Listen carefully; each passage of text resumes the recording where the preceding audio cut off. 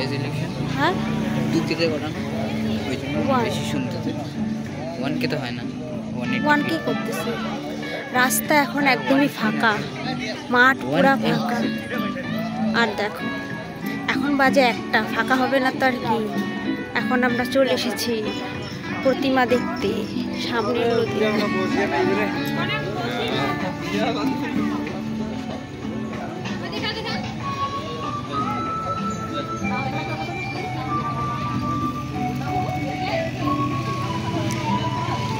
ওই যে আমাদের মা।